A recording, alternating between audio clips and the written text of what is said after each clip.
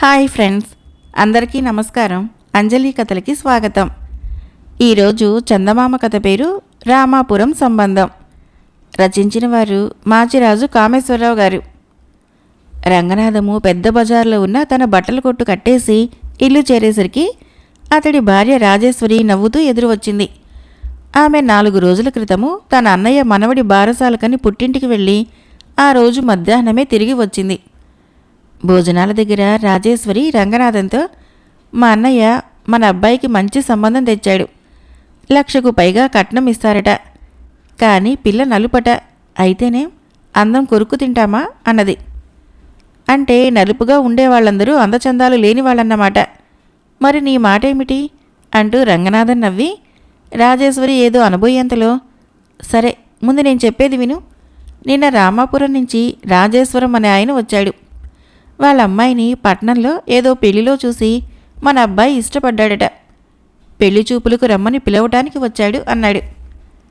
ఆ మాటలకి రాజేశ్వరికి పొలమారింది. కొడుకు పట్నంలో నిక్షేపం లాంటి ఉద్యోగం. ముందే పిల్ల నచ్చిందంటే కట్నం గుమ్మరించడానికి ఏ తండ్రి సిద్ధపడతాడు? మీరు వెళ్ళి ఆ పిల్లను చూడండి. వాళ్ళు కనీసం 1,00,000 రూపాయల కట్నం ఇవ్వటానికి సిద్ధపడితేనే అప్పుడు నేను వెళ్ళి చూస్తాను అన్నది రాజేశ్వరి కంచంలో చేయి కడిగేసుకుంటూ. 4 రోజుల తర్వాత రామాపురం బయలుదేరి వెళ్ళాడు రంగనాథం. పిల్ల కుందనపు బొమ్మలా ఉంది. మంచి సాంప్రదాయకమైన కుటుంబము. అయితే పిల్ల తండ్రి కట్నం ఇచ్చుకోలేడని తెలుసుకొని, మాకు అధమపక్షం 1,00,000 కట్నం కావాలి, మాతో మీరు తూగలేరు, మరో సంబంధం చూసుకోండి అని ఖచ్చితంగా చెప్పేసి తిరుగు ప్రయాణమయ్యాడు రంగనాథం.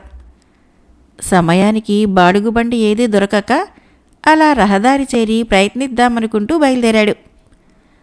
క్రమంగా చీకట్లు కమ్మి అనుకోకుండా పెద్ద పెట్టున వర్షం ఆరంభమైంది. ఆ సరికి ఊరి పొలిమేర చేరిన రంగనాథము దారి పక్కన కనిపించిన పాతకాలపు పెంకుటింటి తలుపు తట్టాడు. కొద్దిసేపట్లో కిర్రుమని శబ్దం చేస్తూ తలుపు తెరుచుకున్నది. గుమ్మంలో చేతితో దీపం పట్టుకుని బక్కపలచగా ఉన్న ముసలి మనిషి నిలబడి ఉన్నాడు. వర్షము మరింత ఎక్కువయ్యేలా ఉన్నది. ఈ రాత్రికి మీ ఇంట్లో ఆశ్రయం ఇస్తారా అని రంగనాథము వచ్చిన ఆ ముసలి మనిషిని అడిగాడు. ఆశ్రయం ఇవ్వగలను గాని భోజనం పెట్టలేను. ఇది అసలే ఆడదిక్కులేని కొంప అన్నాడు ముసలివాడు.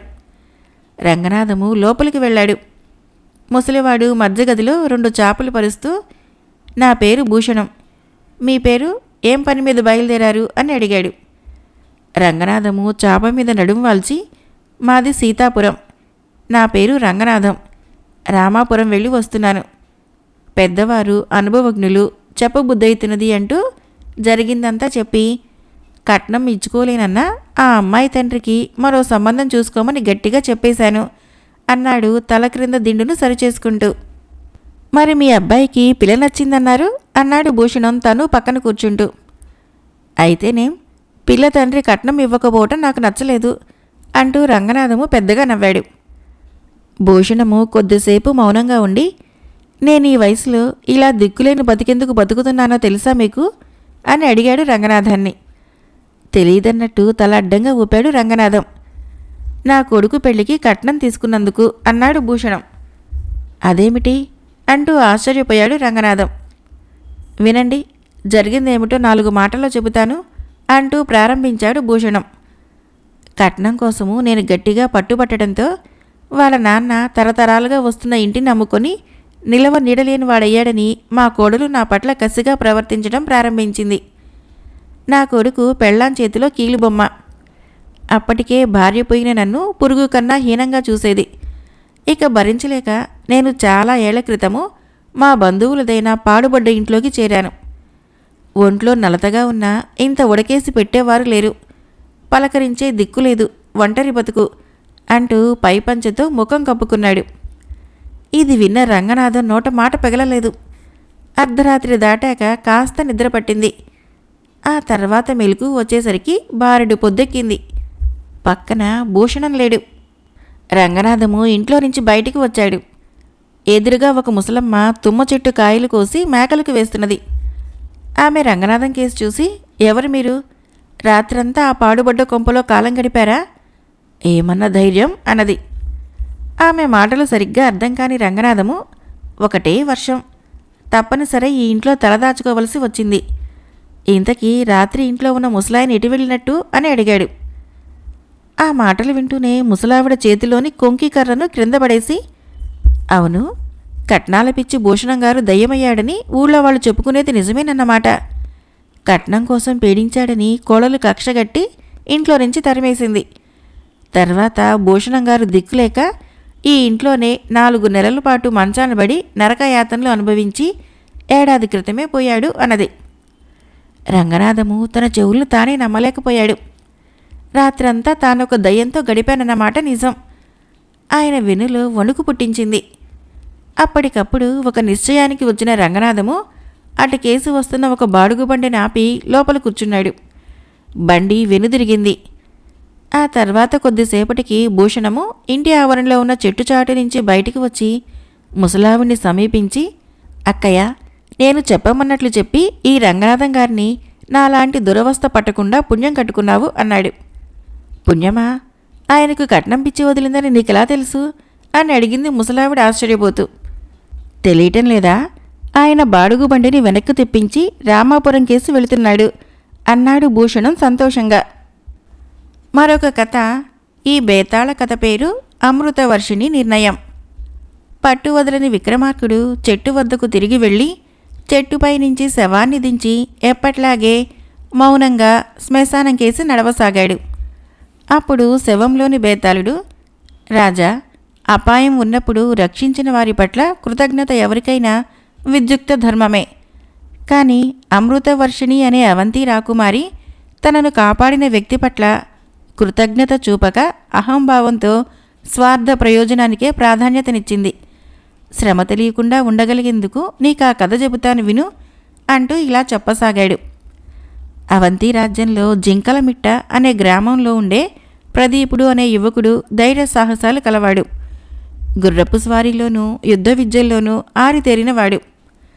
అవంతి సైన్యంలో ఉపదళపతిగా ఉండి వైభవంగా జీవించిన తన తాత ముత్తాతల్లాగా తను కూడా సైన్యంలోకి చేరి ఎదగాలని ప్రదీపుడు ఉబలాట పడేవాడు. ఇలా ఉండగా అవంతి రాజు విక్రమసింహుడి కుమార్తె అమృతవర్షిణి రాత్రి సమయంలో తన శయన మందిరంలో పవళించి ఉండిన పాన్పుతో సహా అదృశ్యమైంది. రాజు దీనిపై విచారించక ఎవడో మాంత్రికుడు ఆమెని దక్షిణ సముద్రంలో మకర ద్వీపంలో ఉంచినట్లు తెలిసింది. తన కుమార్తెను తీసుకురాగలిగిన వాడికి కోరిన బహుమతి ఇస్తానని రాజు చాటింపు వేయించాడు. అంత దూరం వెళ్ళి మాంత్రికుడితో తలబడటానికి రాజ్యంలో ఎవరూ ముందుకు రాలేదు. రాజుగారి ప్రాపకం సంపాదించాలని ప్రదీపుడు ఆ సాహసం చేయడానికి సిద్ధపడ్డాడు. తల్లిదండ్రుల దీవెనలు తీసుకొని సాయుధుడై మేలుజాతి గుర్రం ఎక్కి దక్షిణ సముద్రం వైపుకు బయలుదేరాడు. అడవిలో దాడికి ప్రయత్నించిన క్రూర మృగాలని, అనాగరికులను వీరోచిత పోరాటంలో సంహరించి దక్షిణ సముద్రం చేరుకున్నాడు. సముద్రంలో ఎన్నో ఒడిదుడుకులను అధిగమించి స్వంతంగా తయారు చేసుకున్న పడవ ద్వారా మకర ద్వీపాన్ని చేరుకున్నాడు. ఆ ద్వీపంలో ఒక జలపాతం వద్ద దప్పిక తీర్చుకుంటూ ఉండగా పక్షుల కోలాహలం వినిపించింది. అతడు అటువైపు వెళ్ళగా అందమైన ఉద్యానవనం కనిపించింది. జనసంచారం లేని చోట అందమైన ఉద్యానవనం ఉందంటే ఇందులో ఏదో విశేషం ఉండే ఉంటుంది. మాంత్రికుడు రాకుమారిని ఉంచిన ప్రదేశం ఇదేనేమో అనుకుంటూ ప్రదీపుడు తోటలోనికి ప్రవేశించాడు. రంగురంగుల పూలతో నిండిన వివిధ రకాల పూపొదలు, నోరూరించే మధుర ఫలాలతో నిండిన ఫలవృక్షాలు, వేణుల విందు చేసే కోయిల పాటలు, సాధు జంతువుల దాగుడు మూతలాటలు. ఆ వనము ఎంతో ఆహ్లాదకరంగా ఉంది. తోటలో ఆనందంగా విహరిస్తూ ఉండగా అందమైన మేడపైన అపురూప లావణ్య రాశి కనిపించింది. ప్రదీపుని చూడగానే ఆమె పరుగున అతడి చెంతకు వచ్చి ఆతురతో ఏదో మాట్లాడబోయి టక్కున ఆగిపోయింది. అమృతవర్షిణి మీరే కదా అడిగాడు ప్రదీపుడు. ఆమె జవాబు ఇవ్వలేదు. ఇంక మీరు భయపడవలసిన పని లేదు. మిమ్మల్ని రక్షించి తీసుకెళ్లగలిగే శక్తి సామర్థ్యాలు నాకు ఉన్నాయి. నా వెంట రండి అన్నాడు ప్రదీపుడు. ఆమె అతడి వెంట కదల్లేదు. అయితే మీరు అమృతవర్షిణి కాదు. ఆమె మరొక చోటు ఉందేమో. ఆమె కోసం నేను త్వరగా వెళ్ళక తప్పదు అంటూ తిరిగి వెళ్ళిపోతూ ఉండగా ఆమె ఆందోళనతో, ఆగండి, నేనే అమృతవర్షిణిని అంది. ఆమె నోటి నుంచి మాట వెలువడిన మరుక్షణము ప్రదీపుడు నెమలిగా మారిపోయాడు. ప్రదీపుడు తన రూపాన్ని చూసుకొని మహా ఆశ్చర్యపోయాడు. తన శౌర్య పరాక్రమమంతా ఒక్కసారిగా నిర్వీర్యమైపోయినట్లు అనిపించింది అతనికి. అమృతవర్షిణి నెమలి చెంతకు వచ్చి, నన్ను క్షమించండి, నన్నెవరూ రక్షించడానికి వీలు లేకుండా ఆ దుర్మార్గుడు నా మాటని మంత్రబద్ధం చేశాడు. మీరిలా కాకుండా ఉండటానికే నేను మౌనం వహించాను. దురదృష్టం వదల్లేదు. నన్నెవరు ఎందుకు బంధించారో సవివరంగా జరిగిందంతా మీకు వివరిస్తాను అంటూ తన పూర్వకథని ఇలా చెప్పసాగింది. ప్రహర్షుడనేవాడు రాజోద్యానంలో పనిచేసే తోటమాలి కుమారుడు. వాడు రాకుమారి అందం గురించి కర్ణాకర్ణిగా విని ఆమెను ఎలాగైనా చూడాలని ఆశపడ్డాడు. వాడు తండ్రితో పాటు తోటకెళ్ళి శ్రద్ధగా పనిచేస్తూ ఉన్నట్లు నటించేవాడు. ఒకరోజు తోట నుంచి నిష్క్రమిస్తున్న భ్రమ కలిగించి తండ్రి కళ్ళు గప్పి పూల పొదల చాటున నక్కి ఉన్నాడు. చిలికత్తెలతో కలిసి విహారానికి వచ్చిన యువరాణిని చూసి ఆమె అందానికి ముగ్ధుడయ్యాడు. ఆ రోజు నుంచి ప్రతిరోజు ఆమె అందాన్ని ఆస్వాదిస్తూ ఆనందించేవాడు. ఒకరోజు కళ్లకు గంతలు కట్టుకొని దాగుడు మూతలాడుతున్న యువరాణి తన చిలికత్తె అనుకొని ప్రహర్షుణ్ణి పట్టుకుంది. ఆమె గంతలు విప్పి వాణ్ణి చూసి ఆశ్చర్యపోయింది. ఓ యువరాణి, నీ అందం నన్ను పిచ్చివాణ్ణి చేస్తుంది. రోజురోజుకి నీ పట్ల ప్రేమభావం పెరిగిపోతోంది. నువ్వు కూడా నన్ను వలచి ధన్యుణ్ణి చెయ్యి. జన్మాంతం వరకు నీకు బద్ధుడినై ఉంటాను అంటూ ఆమె చెయ్యి అందుకున్నాడు. యువరాణి ఆగ్రహావేశంతో మండిపోతూ వాడి చెయ్యి విసిరికొట్టి చెంప చెళ్ళుమనిపించింది. చిలికత్తెలతో కలిసి వెళ్ళిపోయింది. మహారాజు చిలికత్తెల ద్వారా జరిగిన ఘటన గురించి తెలుసుకొని ప్రహర్షుణ్ణి పట్టి బంధించి అతన్ని వధించి పక్షులకి జంతువులకి ఆహారంగా వదిలిరమ్మని ఆదేశించాడు. రాజభటులు తీవ్రంగా గాలించి ప్రహర్షుణ్ణి పట్టుకొని అడవికి తీసుకెళ్లి తల నరికి చంపేశారు. ఈ సంఘటన రాజుకు తన కుమార్తెకు పెళ్లి చేయాలన్న సంగతిని గుర్తు చేసినట్లయింది. రాజు విదేశాల్లోని ఎందరో రాజకుమారుల రూపురేఖలని గుణగణాలని నిశితంగా పరిశీలించి చివరికి కోసల రాజు కుమారుడైన ఆనందవర్ధనుడు తగిన వరుడుగా అనుకున్నాడు. ఇది ఇలా ఉండగా కుశధర్ముడు అనే మహామంత్రవేత్త అడవి మార్గం గుండా హిమాలయాలకు వెళుతూ తల మొండము వేరువేరుగా పడి ఉన్న ప్రహర్షుణ్ణి చూశాడు. తన మంత్రశక్తి మహిమతో జరిగింది తెలుసుకొని ప్రేమించిన పాపానికి తల నరికి చంపటం చాలా అన్యాయంగా భావించి వాడిని బ్రతికించాడు. అవంతిరాజు వలన వాడికింకా ప్రాణగంధం ఉందని ఆత్మరక్షణ కోసం వాడికి మంత్రశక్తుల్ని ఉపదేశించాడు. నాయనా, నువ్వు నేర్చిన విద్య మంచి కార్యాలకు వినియోగిస్తే మహాత్ముడివైతావు. నీ ఆలోచన పెడదారి పడితే మాత్రము పతనమే నీ గమ్యమైతుంది. ప్రేమించిన యువతి హృదయాన్ని గెలవటానికి ఉత్తమ గుణమే తగిన మార్గము అంటూ కుశధర్ముడు హితవు చెప్పి వెళ్ళిపోయాడు. మంత్రశక్తులు వశం కావడంతో ప్రహర్షణుడు మహాగర్విష్ఠుగా మారిపోయాడు. అదే సమయంలో మంత్రవేత్త చెప్పింది కూడా కొంత పాటించాలనుకున్నాడు. ఎలాగైనా అమృతవర్షిణినే వివాహం చేసుకోవాలనుకున్నాడు. నిర్జన ప్రదేశమైన మకర ద్వీపంలో అందమైన ఉద్యానవనాన్ని నిర్మించాడు. అమృతవర్షిణిని అందరూ నిద్రిస్తున్న వేళ ఇక్కడికి తీసుకొని వచ్చాడు. ఆమెకు సకల సౌకర్యాలు కల్పించాడు. అయితే ప్రహర్షణుడు ఎంత ప్రాధేయపడినా అతడితో వివాహానికి ఆమె అంగీకరించలేదు. వాడు విసుగెత్తిపోయాడు. ఇక మంచితనం పనికిరాదని దౌర్జన్యమే తగినదని నిర్ణయానికి వచ్చాడు. కుశధర్ముడి హితవు వదిలేశాడు. ఒక్క నెల రోజుల తర్వాత తిరిగి వస్తానని, ఈలోగా మనసు తన వైపు మళ్లించకపోతే బలవంతంగా వివాహం చేసుకుంటానని హెచ్చరించి ఒంటరితనం శిక్షగా విధించి వెళ్ళిపోయాడు. ఉద్యానవనం దాటి వెళ్ళటానికి ప్రయత్నిస్తే ఆమె భస్మీపటలమవుతుంది. ఎవరితోనైనా మాట్లాడటానికి ప్రయత్నిస్తే వారు పక్షులుగా మారిపోయేటట్టు కూడా ఆమె మాటని మంత్రబద్ధం చేశాడు. ప్రదీపుడికి ఇలా జరిగింది తెలిసింది. తాను పక్షిగా మారి శక్తిని కోల్పోయినందుకు అతడు అధైర్యపడలేదు. అమృతవర్షిణి ఎల్లప్పుడూ నెమలినే అంటిపెట్టుకుని ఉండేది. ఆమె తన తల్లిదండ్రుల గురించి, స్నేహితురాళ్ళని గురించి, అంతఃపురంలోని సంగతులు నెమలికి చెప్పేది. సరదా సంగతులు చెప్పి పకపక నవ్వుతూ ఆనందించేది. నెమలి తన నాట్యంతో ఆమెను అలరించేది. ఇలా వాళ్ళిద్దరూ మంచి స్నేహితులయ్యారు. ప్రహర్షణుడు తిరిగి వచ్చే సమయము ఆసన్నమైతూ ఉండగా ఆమె భయం చూసి భయపడవలదు, వాడిని నేను సంహరిస్తాను అంటూ నెమలి ఆమెకు ధైర్యం చెప్పసాగింది. నెల తర్వాత ప్రహర్షణుడు రానే వచ్చాడు. వనంలోని పక్షుల్ని, జంతువులని తన ఎదుటకు రప్పించాడు. పక్షులను, జంతువులను మంత్రాలు చదవటానికి బ్రాహ్మణులుగాను, పెళ్లి కుమార్తెను అలంకరించడానికి ముత్తైదువులుగాను, సందడి చేయటానికి బంధువులుగాను మార్చాడు. తర్వాత నెమలి రూపంలో ఉన్న ప్రదీపుణ్ణి చూసి అసలు సంగతి తెలుసుకున్నాడు. తన వన్నెచ్చినెల అమృతవర్షిణి ఒంటరితనాన్ని పోగొట్టినందుకు కోపంతో ఎలుకల్ని, పాముల్ని తింటూ అసహ్యకరమైన జీవితం గడపమంటూ ప్రదీపుణ్ణి గద్దగా మార్చేశాడు.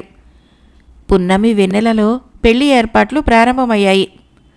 ముత్తైదువులు అమృతవర్షిణిని అలంకరించి తీసుకొని వచ్చారు. ప్రాంగణము సందడిగా ఉంది. తాళి కట్టే సమయము ఆసన్నం కావటానికి ఇక ఎంతో సమయం లేదు. గద్ద రూపంలో ఉన్న ప్రదీపుడు తీవ్రంగా ఆలోచిస్తూ ఆకాశంలో చక్కర్లు కొడుతున్నాడు. తోటలో ఓ మూలగా ఉన్న పుట్టలోని ఓ విషసర్పము బయటికి వచ్చింది. దాన్ని చూడగానే ప్రదీపుడికి మెరుపులాంటి ఆలోచన వచ్చింది. గ్రద్ద విషసర్పాన్ని కాళ్లతో తన్నుకొని వచ్చి ప్రహర్షుడి మెడలో వేసింది. విషసర్పము అతడి మెడను బంధించి బలంగా కాటు వేయటంతో ప్రహర్షణుడు క్షణాల్లో నురగలు కక్కుకుంటూ మరణించాడు. ప్రహర్షణుడి మరణంతో మంత్రప్రభావం తొలగిపోయి అచ్చట సాధారణ పరిస్థితులు ఏర్పడ్డాయి. అమృతవర్షిణి, ప్రదీపుడు అవంతి రాజ్యానికి చేరుకున్నారు. విక్రమసింహుడు ప్రదీపుడి ధైర్య సాహసాలు మెచ్చుకున్నాడు. తర్వాత రాజు తన కుమార్తెతో, తల్లి, కొంతకాలము సన్నిహితంగా, స్నేహంగా మెలిగినందువల్ల నువ్వు ప్రదీపుణ్ణి ప్రేమిస్తున్నావేమో నాకు తెలీదు. నీవు కోరితే అతడితో నీ వివాహం జరిపిస్తాను అన్నాడు. రాకుమారినైన నాకు ఒక సామాన్యుడైన ప్రదీపుడు సమవుజ్జి కాదు. నేను అతన్ని ప్రేమించలేదు. కోసల రాజకుమారుడు ఆనందవర్ధనుడితోనే నా వివాహం జరిపించండి. ప్రదీపుడికి సైన్యంలో మంచి పదవి ఇవ్వండి అన్నది అమృతవర్షిణి. రాజు మెచ్చుకొని ఆ విధంగానే చేశాడు. బేతాళుడు ఈ కథను చెప్పి, రాజా, అమృతవర్షిణి నిర్ణయము అహంకారపూరితమైనదిగాను నాకనిపిస్తోంది. ఆమె తనను కాపాడిన వారి పట్ల కృతజ్ఞత లేని దానిలాగా చరిత్రలో నిలిచిపోతుందనటంలో ఎటువంటి సందేహము లేదు. తనకు బాగా పరిచయం ఉండి గుణగణాలు తెలిసిన ప్రదీపుణ్ణి విస్మరించి ఏమాత్రమూ పరిచయం లేని ఆనందవర్ధనుణ్ణి వివాహం చేసుకోవటంలో అర్థమేమిటి? ఏ కొశాన సహాయం అనేది లభ్యం కాని నిర్జన ద్వీపంలో ఉన్న యువరాణి తననే వెతుకుతూ వచ్చి అష్ట కష్టాల పాలై చివరకు తన ప్రయత్నం ద్వారానే ఆమెను మాంత్రికుడి బారి నుంచి తప్పించిన ప్రదీపుడిని అంత తేలిక భావంతో చూడటానికి కారణమేమిటి? ఈ ప్రశ్నకు సమాధానం తెలిసి చెప్పలేకపోయావో నీ తల 1000 ముక్కలైతుంది అన్నాడు. దానికి విక్రమార్కుడు, కయ్యానికైనా వ్యయానికైనా సమవుజ్జీలు అయితేనే రాణిస్తుంది. యుక్త వయసులోని ప్రేమ తాత్కాలిక ఆకర్షణే. కాలం గడిచే కొద్దీ ఆకర్షణతో పాటు ప్రేమ కూడా అంతరించిపోతుంది. అందువల్లే ఆమెకు ప్రేమపై నమ్మకం కలగలేదు. పెద్దలు పిల్లల భవిష్యత్తును దృష్టిలో ఉంచుకొని తగిన భాగస్వామిని నిర్ణయిస్తారని తెలివిగా ఆలోచించి తన భవిష్యత్తుకు బంగారు బాటలు వేసుకున్నది అని అన్నాడు. రాజుకి ఈ విధంగా మౌనభంగం కలగగానే బేతాళుడు శవంతో సహా మాయమై తిరిగి చెట్టెక్కాడు.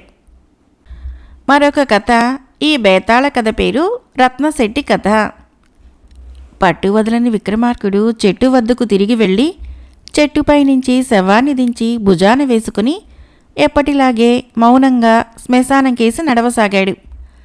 అప్పుడు శవంలోని బేతాళుడు, విక్రమార్క మహారాజా, నువ్వు ధైర్యవంతుడివి, పరాక్రమవంతుడివి. కానీ నీ శక్తుల్ని వ్యర్థపరుస్తున్నాననుకున్నావేమో.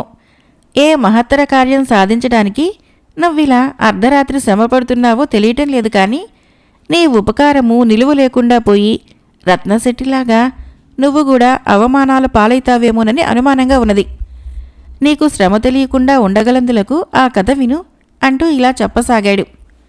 ఒకప్పుడు కరూర దేశాన్ని ఉసీనగరం రాజధానిగా ధర్మశీలుడు అనే మహారాజు పరిపాలించేవాడు. ఆయన పేరుకు తగినట్లే ధర్మశీలుడు, న్యాయవర్తనుడు, శౌర్యవంతుడు, వివేకవంతుడు, రాజనీతిజ్ఞుడు. సుబుద్ధి ఆయనకు తగిన మంత్రి. రాజుగారి వివేకవంతమైన నిర్ణయాలకు తోడు సుబుద్ధి సమయోచిత సలహాలు కలిసి పరిపాలన ప్రశాంతంగా సాగుతోంది. ప్రజలు సుఖశాంతులతో జీవిస్తున్నారు. ఆ నగరంలో రత్నశెట్టి అనే వైశ్య ప్రముఖుడు రత్నాలు, వజ్ర వైడూర్యాలు, బంగారు ఆభరణాల వ్యాపారంలో కోట్లకి పడగలెత్తాడు. అదీగాక ఆయనకు తాత ముత్తాతలు సంపాదించిన ఆస్తి, ఐశ్వర్యం కలిసి వచ్చాయి. ఇక ఏ వ్యాపారం చేసినా కలిసి వచ్చి మట్టి పట్టుకుంటే బంగారమైంది. అయినా రత్నశెట్టికి గర్వం అన్నమాట లేదు. అందరితో సఖ్యంగా ఉంటూ పేదవారికి చేతనంత సాయం చేస్తూ వచ్చాడు. ఇలా ఉండగా రాజ్యంలో ఒక సంవత్సరము వర్షాలు పడక పంటలు పండలేదు. ధాన్యపు దిగుబడి బాగా తగ్గిపోయింది. కరువు వచ్చింది. రాజుగారి ధాన్యాగారాలలో నిల్వ ఉంచిన ధాన్యమంతా అయిపోయింది. ప్రజలు ఆకలితో అలమటించసాగారు. ఏం చేయటానికి పాలుపోక రాజుగారు ఆందోళన చెందసాగారు. పొరుగురాజును అర్థించినా ప్రయోజనం లేకపోయింది. ఆ సమయంలో రత్నశెట్టి తన మిత్రుడైన వసుశెట్టి సహాయంతో దూరదేశాల నుంచి ధాన్యం కొని బళ్ల మీద తెప్పించి ప్రజలకు చౌక ధరలకు అందచేశాడు. కొందరు పేదలకి ఉచితంగా పంచాడు. దీంతో ప్రజలకు ఆహార సమస్య తీరిపోయింది. రాజుగారు ప్రత్యేకంగా సభలో రత్నశెట్టిని ప్రశంసించి సత్కరించారు. కొన్నాళ్లు గడిచాయి. ఉన్నట్లుండి రాజ్యంలో వింత వ్యాధి ప్రబలింది. ప్రజలు దాని బారిన పడసాగారు. రాజుగారి వైద్యశాలలు రోగులతో నిండిపోతున్నాయి. వైద్యులిస్తున్న నేత్రలేపనం ఏమీ పనిచేయటం లేదు. వైద్యశాలలు చాలటం లేదు. మళ్ళీ రత్నశెట్టి పూనుకొని తన తండ్రి నిర్మించిన వైద్యశాలలకు నిపుణులైన వైద్యుల్ని రప్పించి ఔషధాలను తెప్పించి ఉచితంగా చికిత్స చేయించాడు. కొంతకాలానికి వ్యాధి తగ్గిపోయింది. రాజుగారు సభలో రత్నశెట్టిని ప్రశంసించడమే గాక నగర ప్రముఖుడిగా గుర్తిస్తూ ఒక బిరుదును కూడా ఇచ్చి కనకధ్వజము, ఛత్రచామరాలు బహుకరించాడు. ఆ సంవత్సరము రత్నశెట్టి నగలకు స్వదేశంలోనూ విదేశాలలోనూ బాగా గిరాకీ హెచ్చింది. విపరీతంగా లాభాలు వచ్చాయి. రత్నశెట్టి తమ రాజ్యంలో గ్రామ గ్రామాన ప్రధాన నగరాలలో తన తండ్రి పేరు మీద భోజనశాలలు ఏర్పరిచాడు. ఎవరు ఏ సమయంలో భోజనశాలల వద్దకు వచ్చినా వారందరికీ ఉచిత భోజన సదుపాయం కల్పించాడు. అవి రాను రాను ధర్మశాలలుగా ప్రసిద్ధి చెందాయి. ప్రజలు రత్నశెట్టి వితరణను శ్లాఘించారు. ఈ సంగతి తెలుసుకున్న రాజుగారు రత్నశెట్టిని పిలిపించాడు. రత్నశెట్టి రాగానే అక్కడ ఉన్న మంత్రి ఆసనం చూపించి, భోజనశాలలు నడుపుతున్నావట, ఆదాయం బాగా ఉందన్నమాట, పన్ను చెల్లించావా అని అడిగాడు. రత్నశెట్టి తడుముకోకుండా, నా ఆదాయపు వివరాలను గడువుకు ముందే తమ కార్యాలయంలో సమర్పించి పన్ను చెల్లించాను ప్రభు. భోజనశాలల్ని నాకు పూర్వీకుల నుంచి సంక్రమించిన ఆస్తుల మీద వచ్చిన రాబడితో నిర్వహిస్తున్నాను. ఆ రాబడి మీద పన్ను చెల్లించవలసిన అవసరం లేదు అన్నాడు వినయంగా. కాదు, కొత్త శాసనం ప్రకారము పన్ను చెల్లించవలసి ఉన్నది అంటూ కోశాగారంలో ఆదాయ వ్యవహారాల్ని చూసే కరణాన్ని పిలిపించి లెక్క వేయించాడు. కరణం చెప్పిన మొత్తం విని రత్నశెట్టికి మతిపోయింది. నాకు వచ్చిన ఆస్తి మీద రాబడి కన్నా రెట్టింపు పన్ను కట్టవలసి వస్తుంది. మహారాజా, అంత పన్ను చెల్లిస్తే భోజనశాలలు నిర్వహించలేను అన్నాడు దీనంగా. అయితే మరీ మంచిది, వాటిని నిక్షేపంగా మా పరం చెయ్యి. ఇక నుంచి భోజనశాలల్ని మేమే నిర్వహించగలము అన్నాడు మహారాజు. ప్రభు అంటూ రత్నశెట్టి ఏదో చెప్పబోయాడు. కానీ రాజు వినిపించుకోకుండా వెళ్ళిపోయాడు. దిగాలుపడి నిలబడిపోయిన రత్నశెట్టితో మంత్రి సుబుద్ధి భుజం తడుముతూ, విచారించకు, అవి నీ తండ్రి పేరనే నడపబడతాయి అని ఓదార్చాడు. చేసేది లేక రత్నశెట్టి భోజనశాలలన్నీ భవనాలతో సహా రాజుగారి పరం చేస్తున్నట్లు పత్రం రాసి వెళ్ళిపోయాడు. ఇది జరిగిన మరునాడు రాజుగారి తరపున సభాపతి ప్రజల ముందు ఇలా ప్రకటన చేశాడు. ధర్మశాలలో ఇక నుంచి కేవలము వికలాంగులకు మాత్రమే భోజన సదుపాయం ఉంటుంది. ప్రజలు రాజుగారిని ఒక్కసారిగా తిట్టుకున్నారు. కానీ రాజు ఏమాత్రమూ లెక్క చేయలేదు. కొంతకాలం గడిచింది. ఒకరోజు సాయంకాలము రాజుగారు మంత్రి మాట్లాడుకుంటున్న సమయంలో ధర్మయ్య అనే వృద్ధుడు వచ్చాడు. ఎందుకు వచ్చావు అని మంత్రి అతడిని ప్రశ్నించాడు. ధర్మయ్య ఇలా చెప్పాడు. నన్ను ధర్మయ్య అంటారు ప్రభు. నేను తమ దేశ పౌరుడిని. తమ కొలువులో పనిచేసి పదవీ విరమణ చేశాను. నాకు వచ్చే వేతనంతో నా 2 కొడుకులను పెంచి పెద్ద చేశాను. గురుకులంలో విద్యాబుద్ధులు చెప్పించాను. కుమార్తెకు వివాహం చేశాను. ఇప్పుడు వృద్ధుడినయ్యాను. నాలో శక్తి తగ్గిపోయింది. కొడుకుల దగ్గరకు చేరాను. కానీ వారు నన్ను పోషించలేమంటున్నారు. ఎందుకు పోషించలేరు అని రాజు అడిగాడు. మీరే అడగండి, వారు మీ కొలువులోనే ఉన్నారు. రాజు ధర్మయ్య కొడుకులను పిలిపించి జరిగిన ఘటనలను విచారించాడు. ధర్మయ్య కొడుకులు, ఏం చేయగలం మహారాజా, మా సంసారాలు పెద్దవి, మాకు వచ్చే వేతనం సరిపోవటం లేదు, మేం బతకాలంటే కూడా అప్పులు చేయవలసి వస్తున్నది అన్నాడు. రాజు దీని గురించి విచారించిన మీదట వారు నిజమే చెప్పారని తెలిసింది. రాజు కాసేపు ఆలోచించి ధర్మయ్యతో రత్నశెట్టిని కలవమన్నాడు.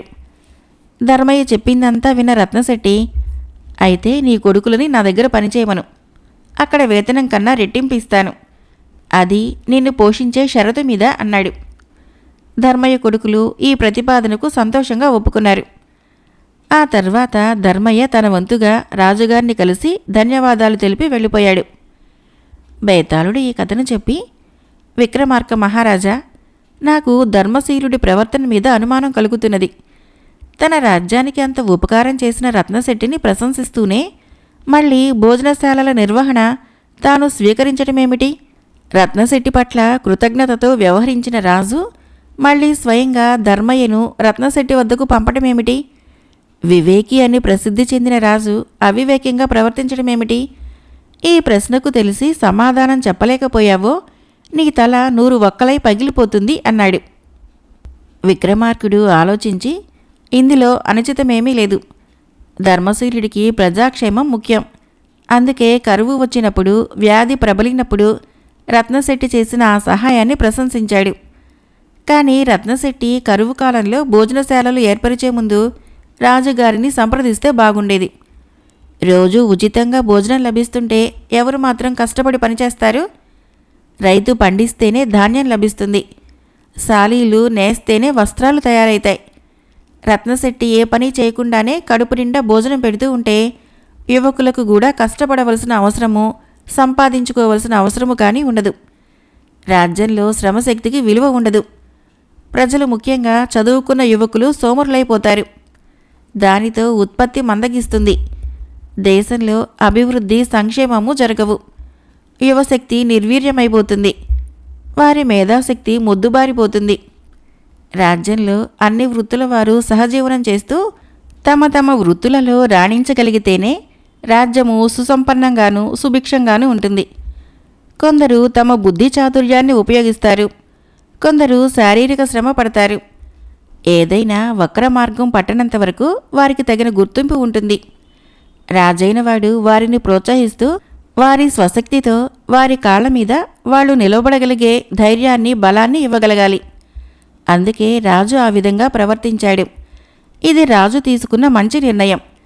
ఇక ధర్మయ్య విషయానికి వస్తే, రాజు తనను తానుగా ధర్మయ్య కొడుకులకు వేతనం పెంచలేడు. అది ఒక వ్యవస్థ. రత్నశెట్టి ఉదారుడని తెలిసే ధర్మయ్యని అతని వద్దకు పంపి సమస్యను పరిష్కరించాడు. రాజు ధర్మశీలుడు, వివేకి, పరిపాలనా దక్షుడనటంలో ఎటువంటి సందేహమూ లేదు. విక్రమార్కుడికి ఈ విధంగా మౌనభంగం కాగానే బేతాళుడు తిరిగి శవంతో సహా చెట్టెక్కాడు. కథ అయిపోయింది.